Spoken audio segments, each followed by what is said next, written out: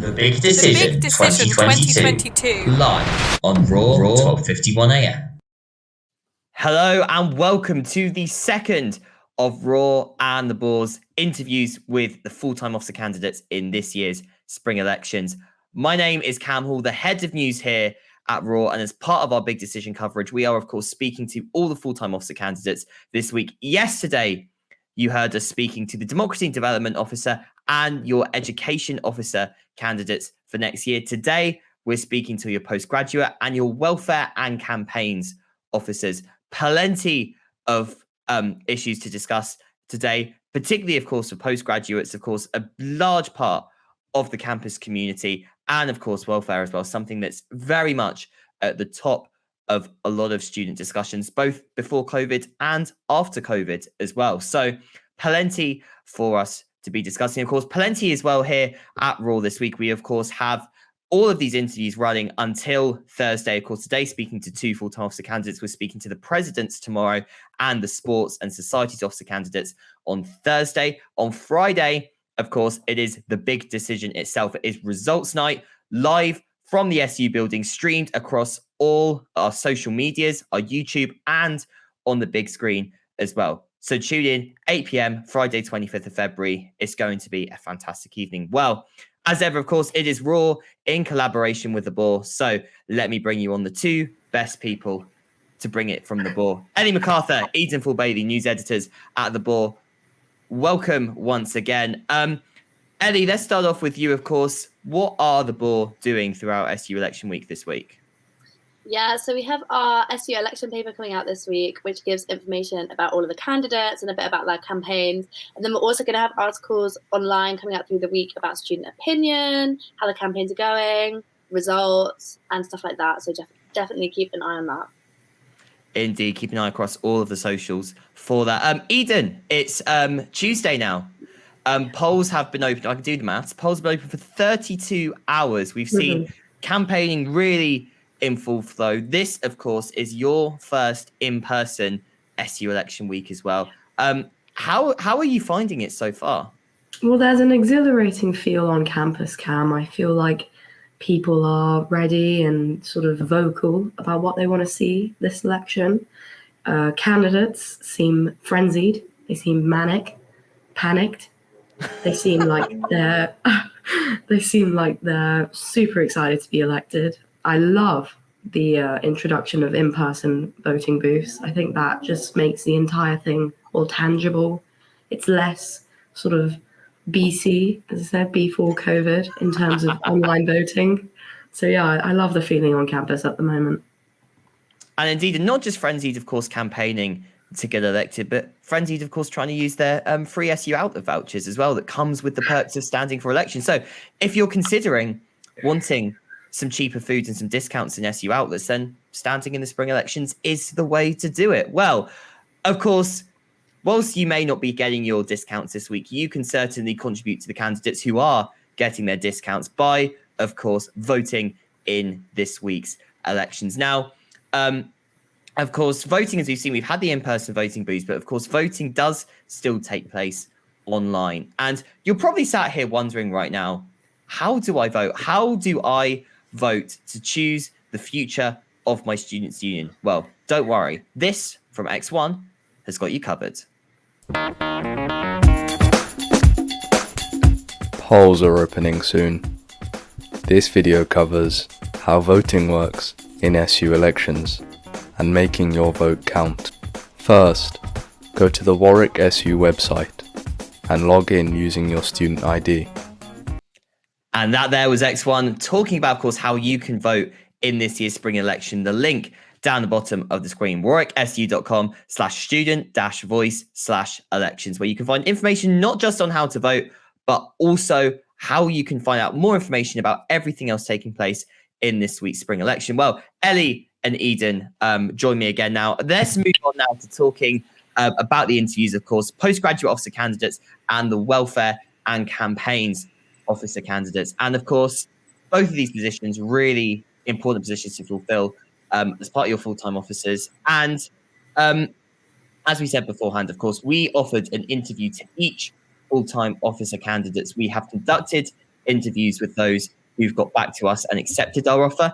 And we'll be interviewing each candidate in alphabetical order. We will also be displaying the list of all the candidates standing in the election as well. So let's start off with our postgraduate officer candidates. And here they are across the bottom of the screen: Chidi Akuma, Hamza Rehman, Ursa Ajmal, Jiajing Zhu, Onyinye Chukukwa Akonji, and Soham Agarwal. These are your 6 postgraduate officer candidates. We today are speaking to Hamza, Ursa, and Onyinye Chukwuka.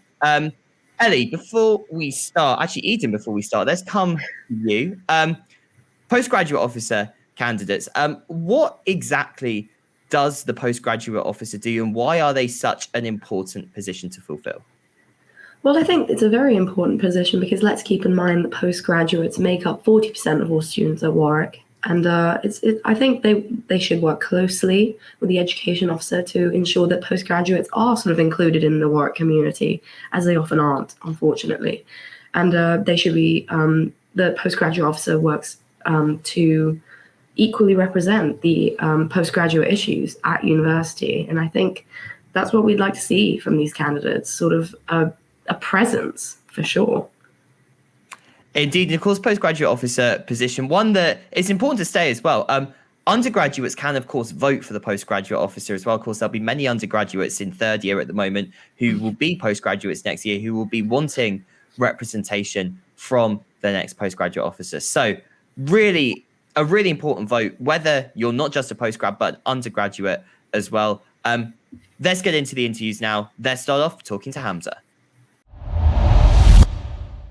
Hi, I'm Ellie Mitchell and I'm a Deputy News Editor for the Boar. Today I'll be speaking to Hamza, who's running for the role of Postgraduate Officer. Hi Hamza, how are you? Hi, I'm all right. How are you? I'm good, thank you. Okay, so thank you for coming here today. We'll start with the first question, which is, what are your key manifesto pledges? Yeah, sure. So in my manifesto, I'm focusing on 4 main priorities. The first one being resisting the marketization of our education system. The second one being transformative and liberated education system. And the third one, student well-being at the forefront, in particular, supporting postgrad students. And the fourth one is building strong communities on campus, so ensuring that postgrad students are visible, are well supported, and have a space on campus for themselves as well. Okay, great. And many postgraduates feel disengaged from the SU societies and sports clubs, especially in relation to undergraduate students. How would you make the SU more inclusive to postgraduates? Yeah, of course. So one of the main, one of my manifesto points is ensuring that postgrad students are represented in the Students' Union, but also on campus. A lot of the times, including myself, I find myself quite reluctant, or I don't have the time and capacity to actually join societies. But in particular for sports clubs, I want to ensure that there is a give a go session that is easy, accessible, free flowing, no commitment towards joining these societies. And in that way, hopefully postgrad students would feel like that there's a space for them. Additionally, I want to ensure that societies actually offer events for postgrad students, especially those who are childcarers as well. And in order to do this and incentivize those societies, I want to ensure that there is increased society funding for groups that address postgrad specific activities and events. But beyond that as well, not just in the Students' Union, but also on campus and in departments in general, I want to ensure and I want to push for departments to have more cross-departmental social events, so not just focusing on a specific department and holding events for their own cohort, ensuring that there's actually a community of postgrad students who can socialize together. And this obviously comes down to the fact that departments need to do more to create that environment for them. And there's also a few other things, like create an international student buddy system, which is part of my Manifesto Pledge, which is to ensure that those arriving or those who are international students have the support there for them once they arrive on campus. So yeah, these are the few main points that I want to address in terms of ensuring that postgrad students are are visible on campus. Okay, great. And you kind of mentioned this, but if you want to expand on it, what new services, provisions, or spaces even would you aim to introduce to support postgraduate studying at Warwick? Yeah, sure. One of my main manifesto points around building communities, building strong communities on campus, is ensuring that creating or launching a postgraduate cross-departmental interdisciplinary conference that focusing very much on radical and transformative research. And in this sense, this kind of links well with the idea of departments doing more to create social events and to create an environment where postgrad students can interact. But on my point, creating this this postgraduate cross-department interdisciplinary conference is to create a research environment, or postgrad students coming together and actually discussing the transformative and radical work that they're actually doing on campus. Because a lot of the time, us postgrads are very niche. We're very much in our own community, but hopefully creating that environment and creating this initiative will help spur on that space for postgrad students.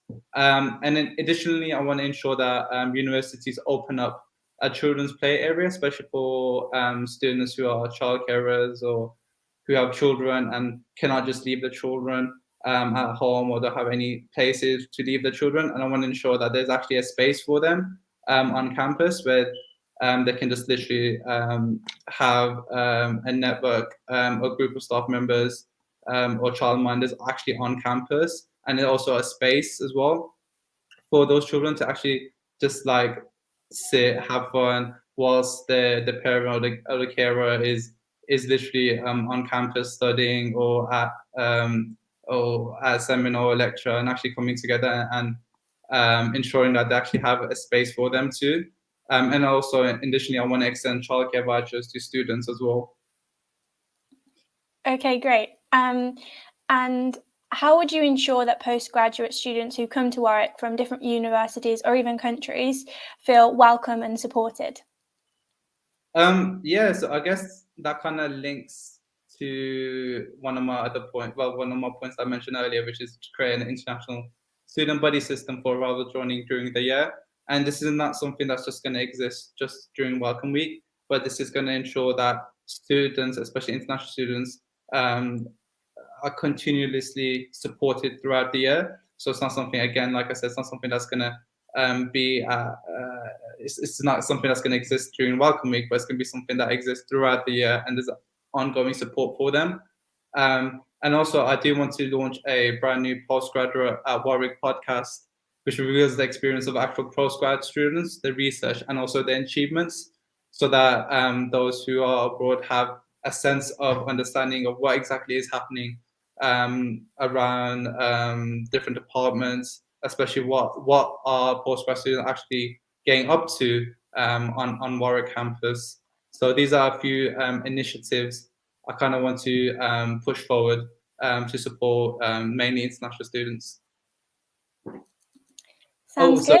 Just on that point as well, one of the main priorities for my manifesto is to fight for scholarships, especially for student refugees and asylum seekers, because often or not, they have to face a lot of barriers to actually come into the UK to actually study, and the fees that they have to pay is quite extortionate as well. So I want to ensure that there is a space for them on campus, but also that education is very much accessible for them, which is why I want to fight specifically for more scholarships for student refugees and asylum seekers. Just quickly, additionally, I want to push back against the hostile environment and the monitoring of attendance of international students in particular. So these are a few manifesto points that I've just come up with in my manifesto, so please do check it out. Okay, so the postgraduate community, as you know, at Warwick comprises of both Masters and PhD students who have different needs dependent upon the level they're studying at. How would you ensure you are advocating for both groups? Yeah, sure. So one of my key priorities is resisting the marketization of our education system, because at the moment, our postgrad researchers, our PGR students are practically the backbone of our higher education sector. but also one of the most exploited and overworked student and staff members on campus. So what I want to do is work with the education officer and Warwick Anti-Casualisation to fight for better working conditions for those postgrad teachers.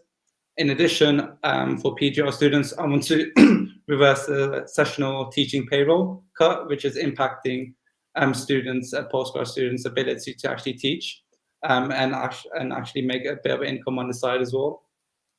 Additionally, I want to lobby the university, and this goes down with ensuring that there's complete solidarity with the UCU, and lobby the university to ensure that the PGRs who are employed by the university to undertake teaching are offered a contract of employment and are seen as staff members and are actually paid fairly.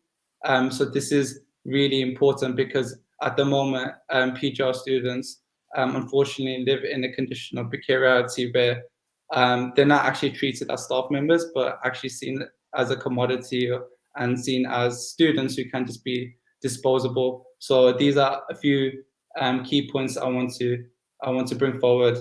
If the student body elect me as a postgraduate student to support PGR students in particular. Okay, this is kind of linked to your answer, but many postgraduates deliver teaching to undergraduates, like you said.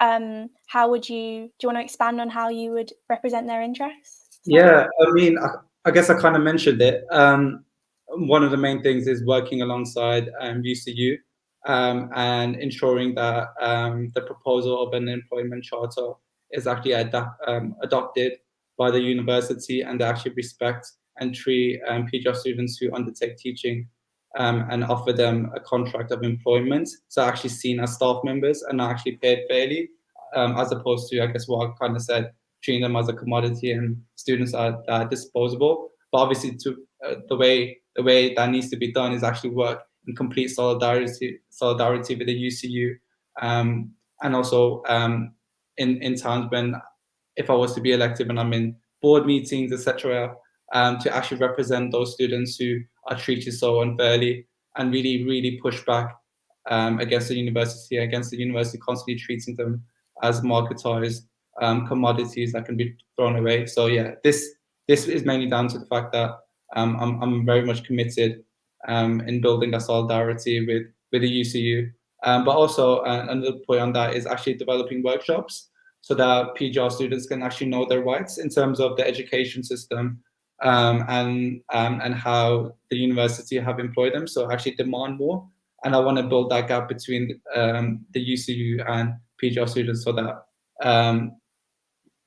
I guess that kind of like structure and workshop is there to be delivered to PGR students so they have a better idea of what they need to demand for as well. Okay, great. My last question is, what makes you stand out from other postgraduate officer candidates? Honestly, I feel like I'm very bold, ambitious with my priorities. However, I'm very much committed for a very transformative and liberated education system that puts the forefront of postgrad students, but actually in reality of all students in our higher education system. And this is through resisting, like I said, the continued marketization of our education system and putting the well-being of students at the forefront, especially those who are postgrad students who, again, are seen as an afterthought, unfortunately, especially on Warwick campus. But not only that, building a very strong community and network on campus is vitally important because at the end of the day, postgrad students make 40% of the student population at Warwick. So again, if you vote for me, I will ensure that resisting the marketization of education systems are a top priority, creating a transformative and liberated education system, postgrad students' well-being at the forefront of everything that I do, and also building a strong community on campus that actually reflect all postgrad students and also all undergrad students as well. Okay, great. Thank you so much, Hamza.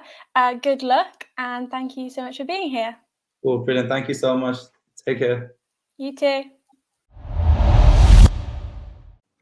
Hi, I'm Noah Key, to presenter here at RAW. As part of RAW's Big Decision coverage, we're interviewing all the candidates for the different SU sabbatical officer positions. And today we're speaking to one of the candidates for postgraduate officer, Ursula Ajmal.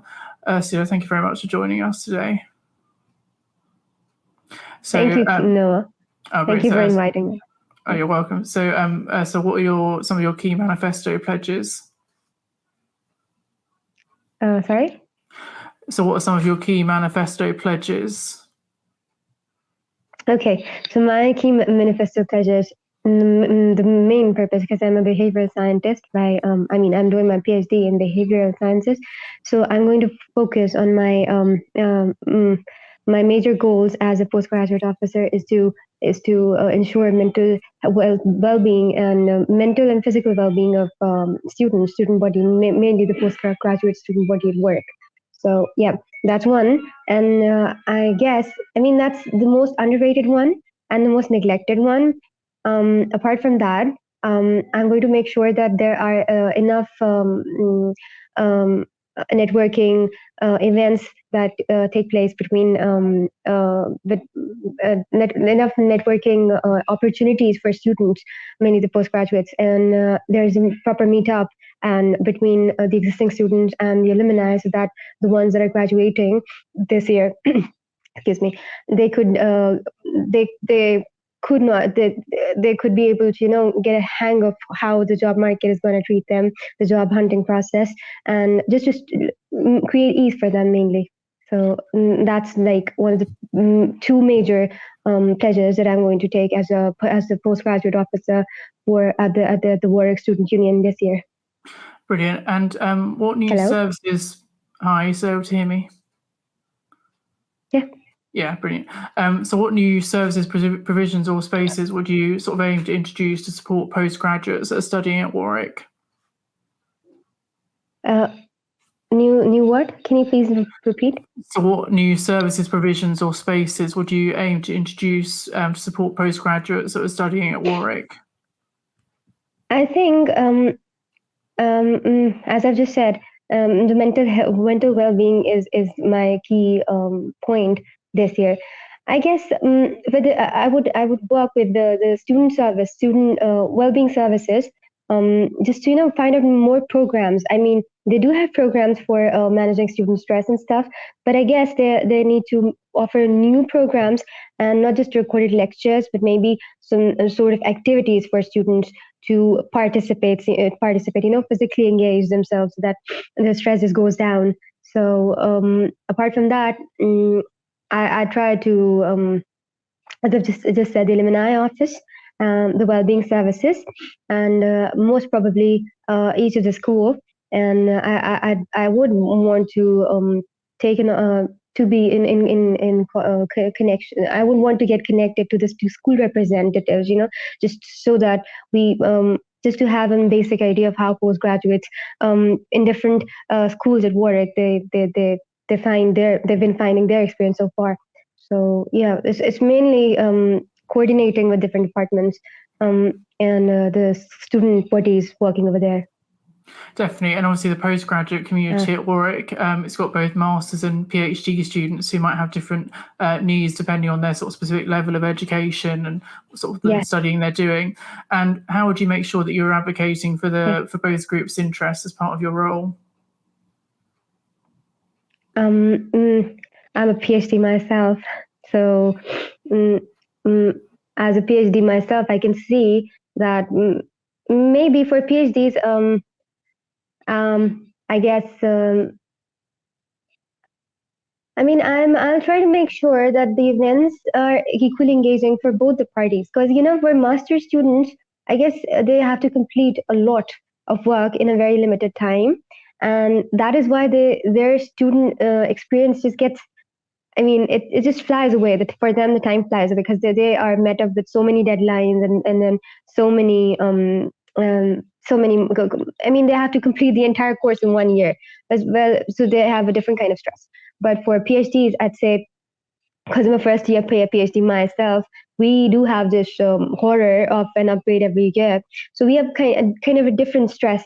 So there still has to be I have to think along with the student support, just to come up with programs that are beneficial for both the parties, both the entities, the master's students as well as the other postgraduates, the research postgraduates.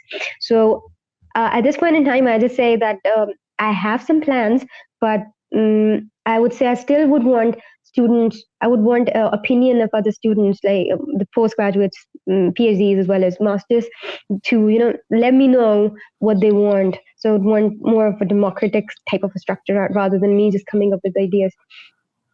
And how do you ensure that postgraduate students who come to Warwick from different universities and different countries feel really welcome and really supported here at Warwick? Myself, I'm an international student. So the Warwick itself is doing pretty great as far as the student union. I'd say they're doing great, but as far as accommodating students from different universities and different nationalities around the world.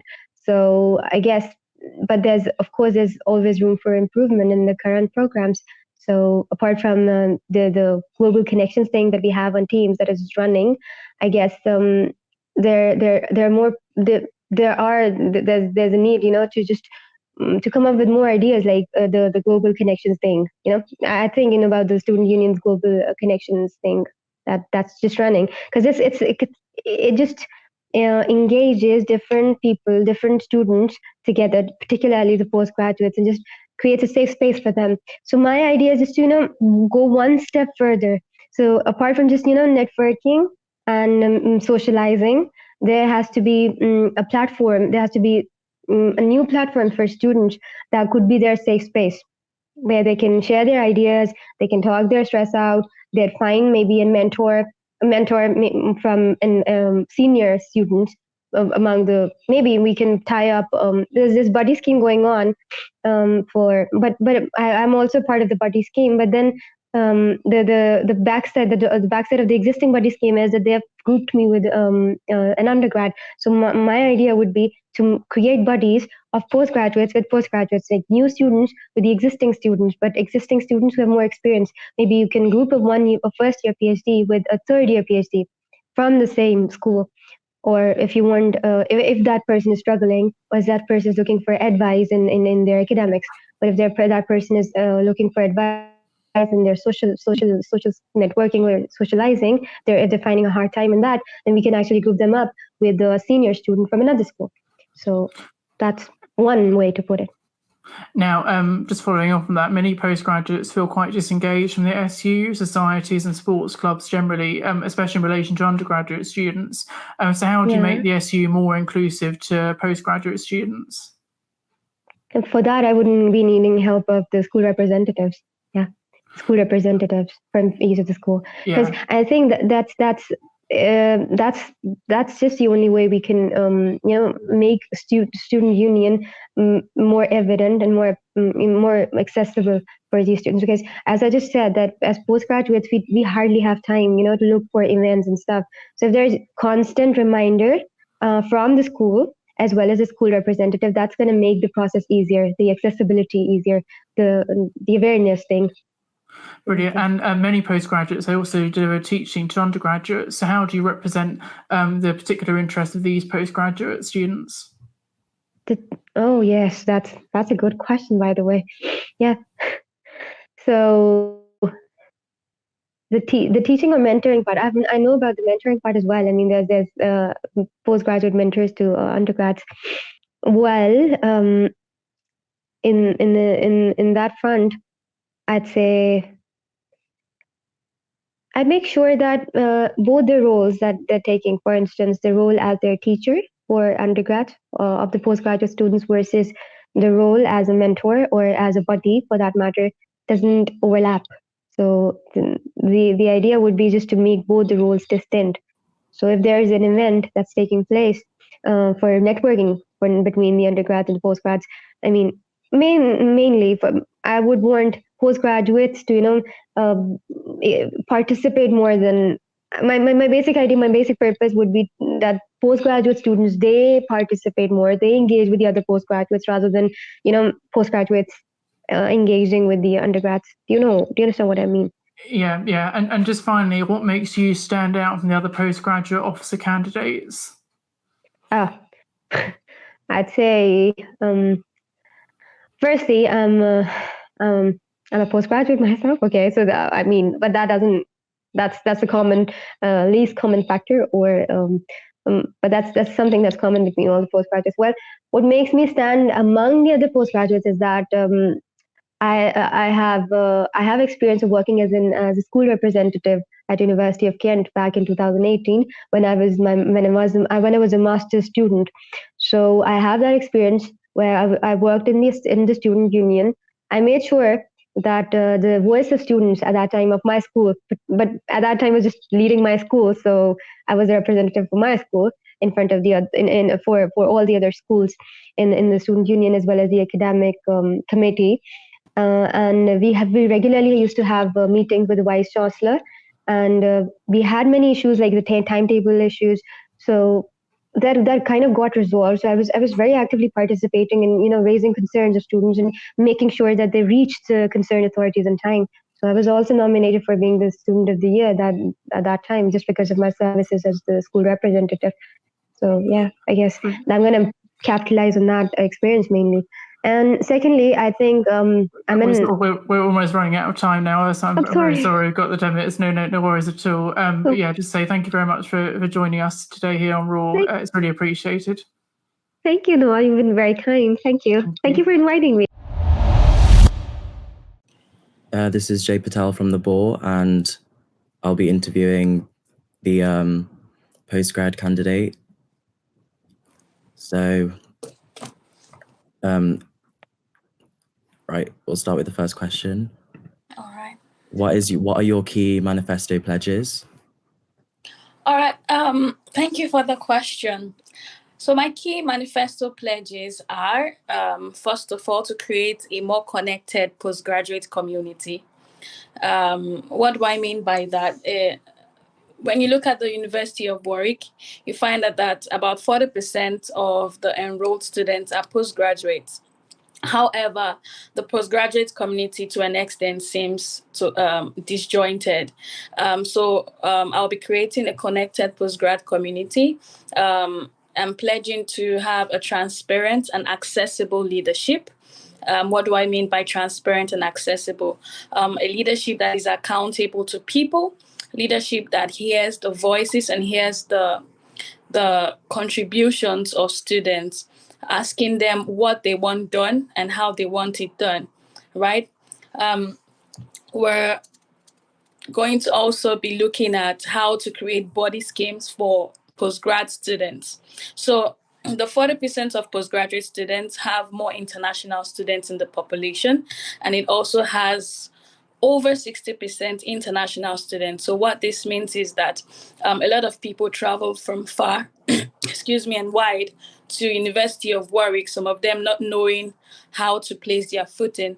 And so there's a body scheme where we'll link PhD students who are presumably have stayed longer at the university and know a bit more about the university to be able to body up MSc students. And lastly, the pledge that I am giving to the students is that I'm going to see that there is appropriate compensation for postgrads that are already working at the uni. And you have more jobs published on My Advantage that targets postgrad students, basically.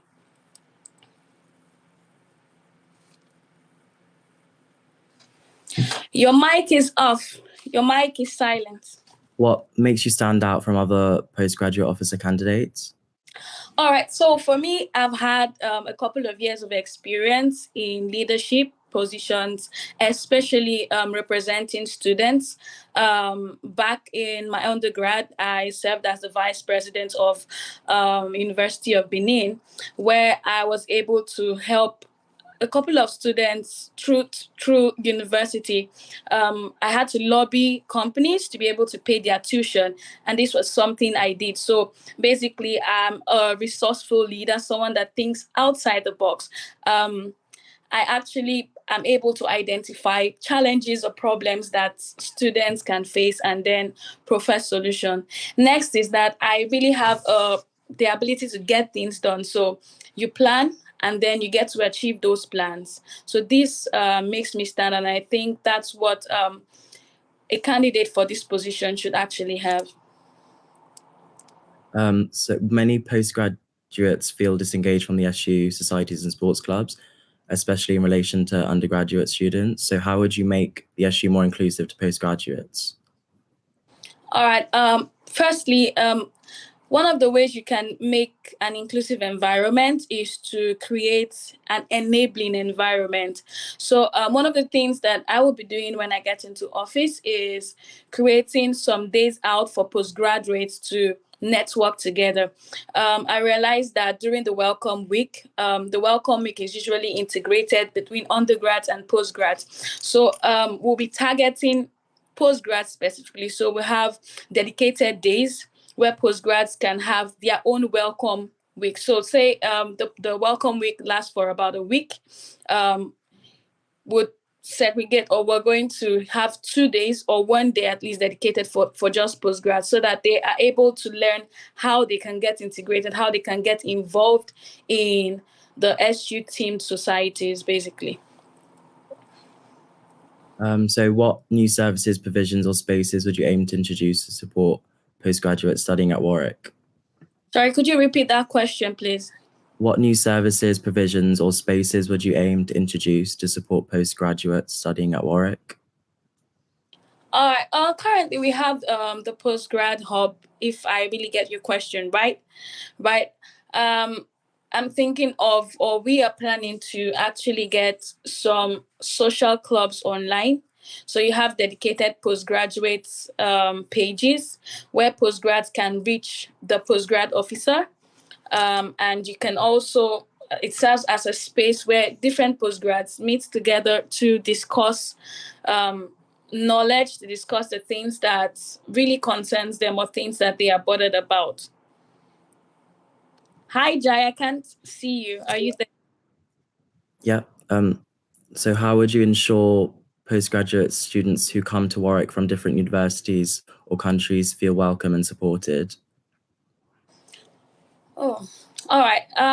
First of all, we'll create various societies that have various people from different countries. You have the Indian society, the Nigerian society. And one of the things I'll be doing is to let the postgraduates know, inform them about the availability of these societies and see how they can be a part of it. Create discount memberships for those that are paid.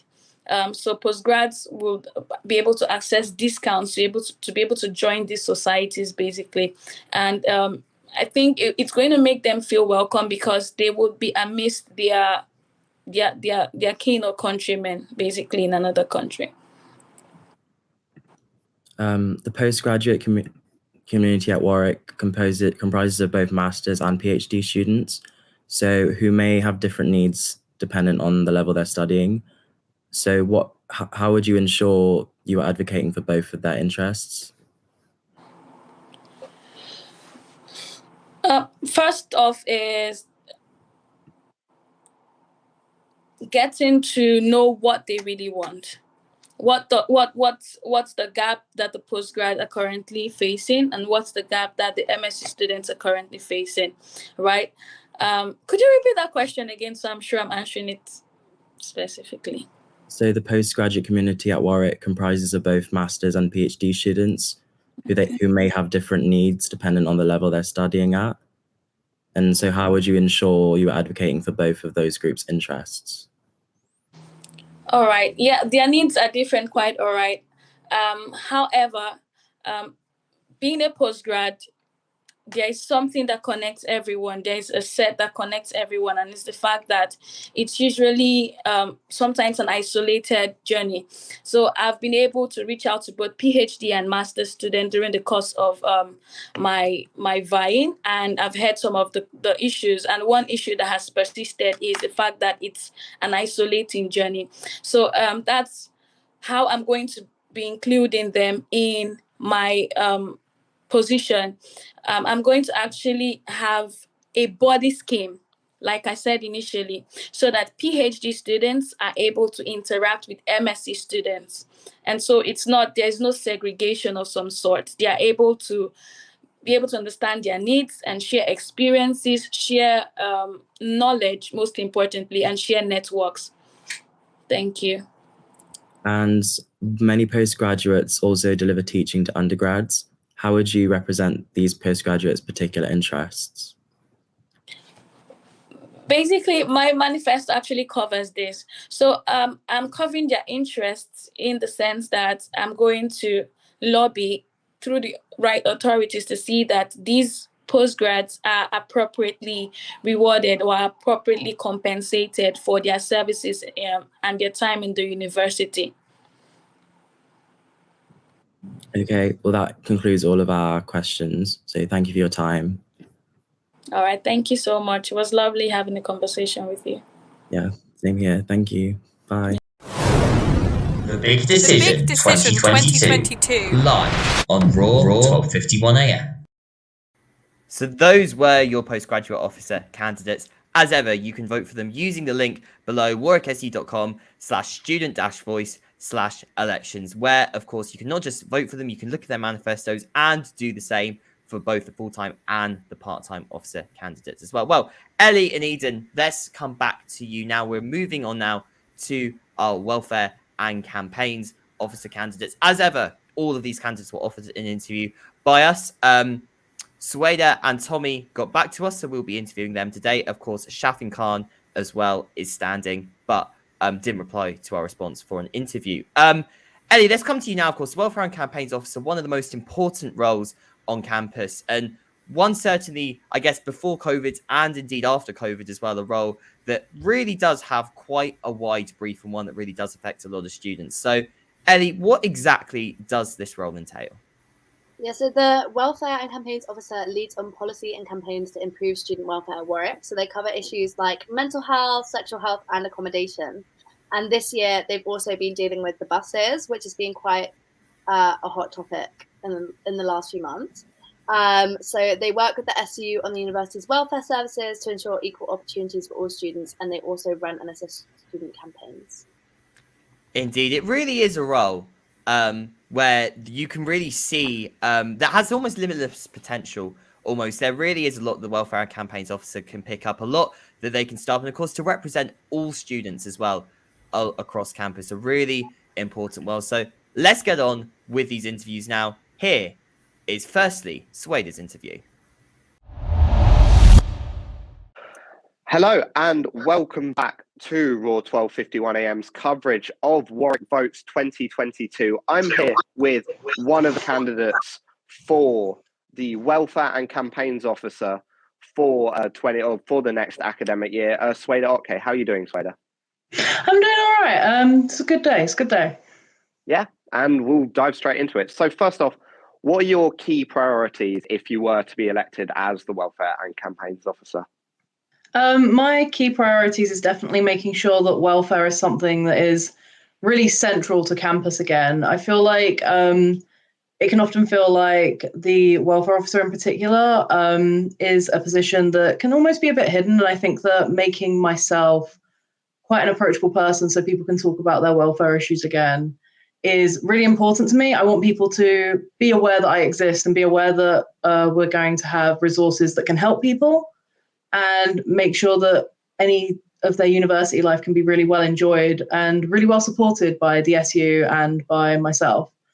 And as well as that, I'd really like to push for individualizing support for all people on campus, regardless of their demographic or background. So something I'd really like to do is make sure that people can transition into university and find their position in groups by working with societies and stuff like that. And I'd really like to push for people to be educated about different cultures and demographics, because I feel like we have such a wonderful diversity here at Warwick. So making sure that we can educate and do that sort of thing would be really nice as well. Okay, and I guess as part of that, how would you seek to improve mental health and wellbeing provision on campus? I would like to improve it by making it more accessible, because I feel like there is a lot of provisions that a lot of people don't know about unless you're hunting them out. So something I'd really, really like to do, and this is one of my big pushes, is making people aware of welfare again, and using stuff like social media to push infographics and information about welfare and mental health into places that people will actually check and will actually look for. I'd like to revitalize the newsletter that goes out from the SU once a week and make sure that my own tips and welfare tips that are actually doable and grounded can be accessed by everybody as well, because people can often find it overwhelming to access welfare, and I feel like making sure that it's sort of there in bite-sized chunks would be really, really good. And in addition to that, I'd like to host my own office hours and stuff where people can come and see and talk about their welfare and just get involved and know me and know the context that I have in terms of helping stuff with that. Okay, great. Yeah.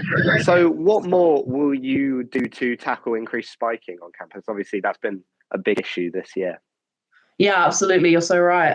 One of my points would be making nights out safer on and off campus, because I feel like it is a real issue, especially for everybody who wants to have a good time when they go out, right? Like we all want to go and we want to have a bit of a drink and a bit of a laugh, or even if you're not, you want to be able to enjoy it and not have to worry about everything. So something I'd really want to do is create a space where people feel, one, safe to report anything that does happen, because I feel like a lot of people will experience these things and then feel like they can't say anything. So I'd like to be able to build a space within the SU with the people, myself and a team, that people would feel comfortable coming to and talking to about. But almost as a preventative measure, I'd like to create these night out safety packs that would have sexual health items and a small business card of numbers that people could contact if they ended up unsafe on a night out, because I feel like it's one thing to create a safer night out on campus, and that's something that's very accessible to us and we can do. But people also from Warwick go out into Canley and Coventry and Leamington, and I don't want people to feel like our help stops there. So these sort of packs and creating spaces where people can come to and report and talk about their issues, so that we can then take steps on the go and make sure people feel supported, would be really important. And further to that, for on campus, I'd like to make sure that welfare stand for campus nights out is very effective, and will be able to support people in making sure they feel safe getting home and stuff like that. Okay, and obviously an issue that also affects on and off campus. What are the biggest issues regarding accommodation, and how would you solve these? I think a lot of issues regarding accommodation at the moment are a lot of people never know whether they're getting into the right kind of house share and stuff like that. I think in a post-COVID climate especially, a lot of people have struggled to find housemates that they feel very comfortable living with. So something that I'd really enjoy to do is setting up sort of social mixers and stuff within the SU, so people can find friends, even if they've been really struggling because of online learning and because of not being able to be on campus, if that's what they've been unable to do because of a COVID time. I feel like finding a place to live is hard enough, especially when you don't have people that you know that you'll be comfortable living with. So I think a massive thing that I'll be pushing for is making sure that there are a lot of socializers, that people can find friends and find people that they might have otherwise struggled to at the moment, because then it makes it far less scary to find a place that people will feel comfortable with when they end up moving off campus. And as well as that, obviously, I'll make sure that I'm using those social medias to not only just push welfare tips, but to start pushing whenever there's going to be talks, because I know we run lots of talks on how to find appropriate housing. So it all feeds back into that idea of making sure that people are aware of things that we can do to help their welfare. Okay, and how will you build upon current work to improve transport around and on and off campus?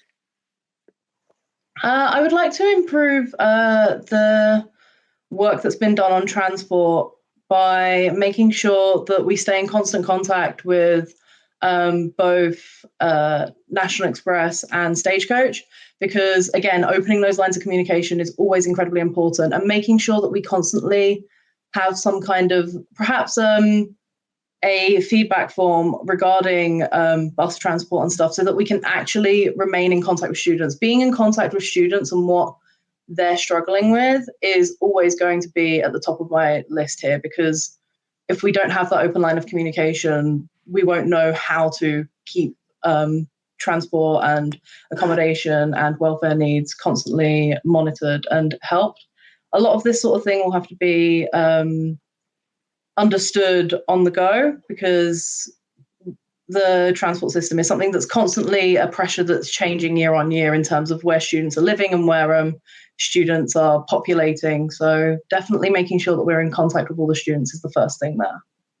Okay, and sort of as an overarching part of the role, what campaigns would you seek to run over the next year? A lot of the campaigns that I'd be looking to run is, of course, making nights out safer on and off campus, like we've spoke about.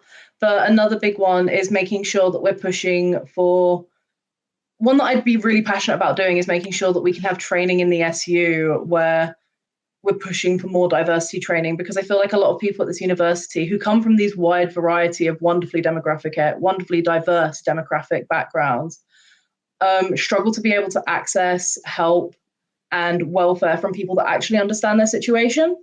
And something that I would be very passionate about doing is pushing and lobbying for a focus on this kind of diversity training within the SU, so that people can go to people who will not judge them, and not necessarily even judging them, but just understanding where they're coming from. Because I know that people can really, people from either ethnic minority backgrounds or LGBTQ plus backgrounds, people can feel like they're not understood, even if people have the best of intentions in wanting to help them. So I feel like pushing for those kind of diversity trainings, that's going to be one of my big campaigns coming up if I manage to get the role. Okay, and finally, what makes you stand out from other welfare officer candidates? I would like to say that I really am putting across the fact that I care about the students first. I'm not one of these people that will try and look at the politics of the role. I'm looking at my entire manifesto is students first, students first, students first. And I want to create spaces where students feel comfortable talking to me. I want to be someone that people will like to come to and talk to, just casually as well. Like, if we're creating a space where people can feel comfortable with talking about their welfare, then I want to be that face that makes people feel comfortable. And I suppose that is what I would say would put me apart, because I would like to hope that people find me approachable and would want to come and chat to me and see me not only as an SU officer, but as somebody that they can have as a friend on their side, especially in this crazy time that's university. Yep, so great. That's all of our questions. Make sure to check out all of the other welfare officer candidates, all of the other candidate interviews that we're doing here at Raw 1251 AM, and make sure to vote for your student officers for next year's SU. Hello and welcome to this interview. I am interviewing one of the candidates for student welfare and campaigns, Tommy Amole. So, Tommy, could I ask you, what are your key priorities for this role? So I have 4 key priorities. The first of which is to tackle sexual violence on campus, which, as everyone knows, is a massive problem, and really, we remain stuck in the same kind of predicament, even in the wake of the group chat scandal. Campus is still a terrible place for women. Then my second priority is to improve the mental health services at Warwick, especially with a focus on increasing the funding that is available, that's allocated to mental health. My third campaign priority is to fight against extortionate rent that's faced by students, as well as other living costs. So in supporting the rent strike, supporting those who are still on rent strike, and supporting the efforts of students to organise themselves to go forward, and also fighting for rent freeze, etc. Then my final campaign priority is to support anti-racism work that's being done at the university and other attempts to liberate the university, various forms of hierarchy and oppression that students face during it. That sounds great. You've touched on a couple of the questions I'm going to ask you. So you mentioned mental health. So how could you expand on how you'll seek to improve mental health and wellbeing provision on campus? Yeah, I think so. Ultimately, it's clear that there's a lot to do. I think the first thing that I'd sort of be pushing for is a real reckoning with the fact that the uni actually does have a large surplus, but that is being focused on things like infrastructure and capital investment rather than students. So I think really I'd be lobbying the university to invest more money in mental health services, but not in an abstract sense, specifically in pushing for culturally competent care at the university, as well as diversifying the kinds of therapy that's offered through wellbeing services. I also have a plan to work with departments to create a new mental health liaison rep, which would be effectively like a liaison between students and staff within departments and courses, so that basically students can get like accommodations for the specific requirements and struggles that they face because of their course. Because obviously it's true that, you know, we experience very different workloads across our courses, across our different roles. So I think really I'd be, with my campaigning background, I'd be working on really pressuring the uni, I guess shaming the uni about its lack of mental health provision and the fact that students are struggling, and work with students to really pressure the uni to spend more. And yeah, I wouldn't back down on it. It's not something I'm willing to compromise on, and I would very much fight with all I have to do that, because it's very important. Okay, that sounds great. What more will you do to tackle increased spiking on campus? So I have a plan to run an comprehensive anti-spiking campaign through the SU, through all its physical venues, and on social media. I guess especially with a focus on Freshers Week and a comprehensive education program around that. I guess both relating to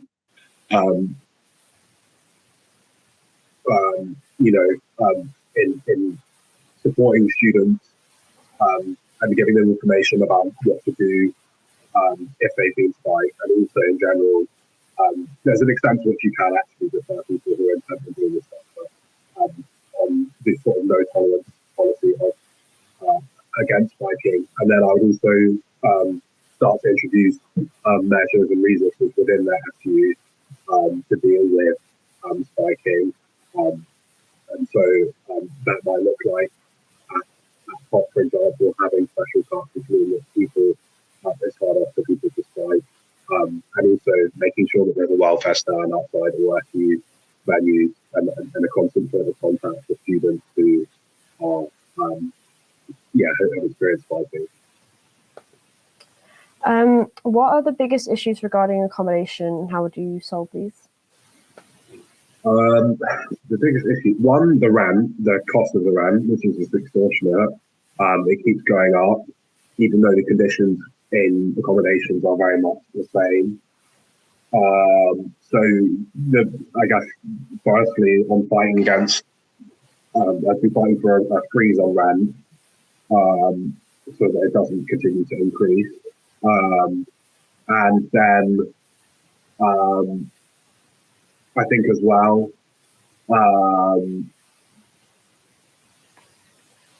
the poor conditions that are present in a lot of accommodations, and I guess working myself, also working with students to campaign against some of those issues, which we see, very poor conditions in like routes and Whitefield. In Sherborne, the cladding, which is on Sherborne, is the same cladding as using Grenfell Tower. That's still not been something which has been dealt with until today. And so I say, mainly I say the extortionate cost of rent and its constant increases, coupled with the poor conditions of accommodations within Warwick. Okay, thank you. How will you build upon current work to improve transport on and around campus? I think the minibus is quite useful.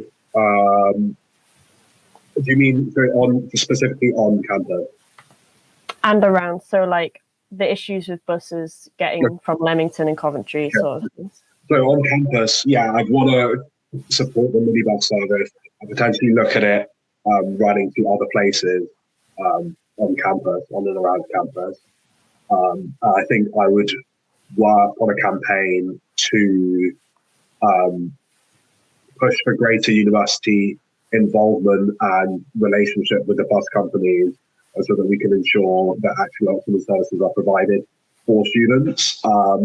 Because obviously there are many issues that face with high prices, poor reliability of buses. So pushing for the university to actually take a stand and talk to bus companies, especially one of the important things I think is expanding the services and getting to run later in the night.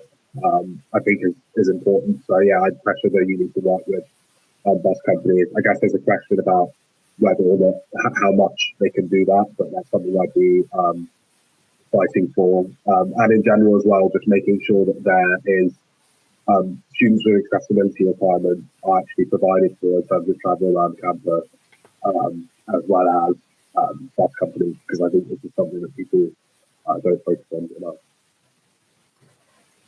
Quickly, could you mention what campaigns would you seek to run over the next year? I mean, I have a lot of ideas. I guess if I had to pick a few, it would be continue to support the anti-racist work the students are doing, particularly around the Black students' demands which were made in the wake of Black Lives Matter, which were basically ignored by the uni. So I was involved in setting that group up, and so I continue to work with that group. Continue to work with the efforts of activists to push the uni to divest from its investments in arms trade companies. I'd also, as I said, also support efforts to fight against extortionate rent, and in general run a sort of campaign on failures of the university to take into account students' well-being. So whether that's sexual violence, biking, or in general just lack of mental health support. So I think they would be kind of one-to-one, probably 3 or 4 campaigns. Yeah. And finally, what sets you apart from the other candidates for this role? I think what sets me apart ultimately is my experience as a committed campaigner at the University of Warwick, who's actually strived to enact the kind of changes that I would continue to push for within the role, with my involvement in the rent strike movement, with my role within anti-racism society. And I mean, I think it's clear to see that I have the well-being of students as really one of my core fundamental things that I care about.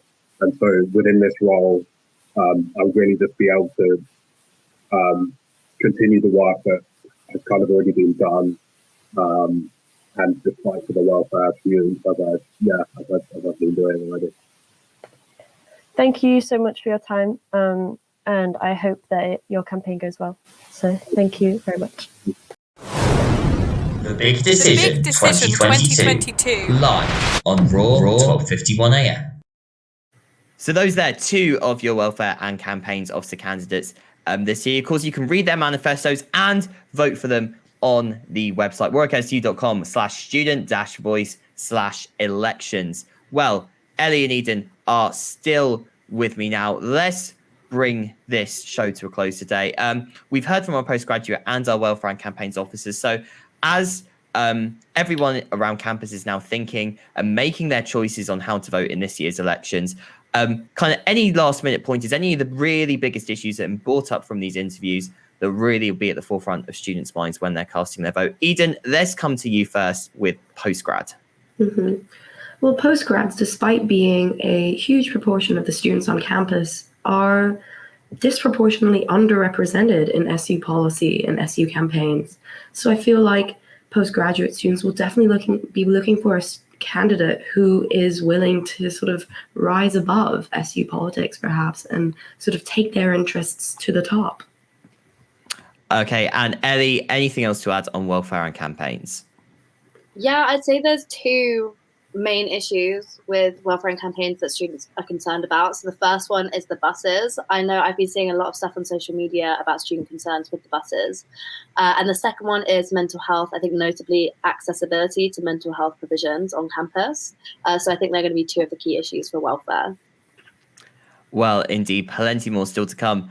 From Roar and the Boar's SU election coverage this week. Ellie, Eden, thank you so much for joining me today.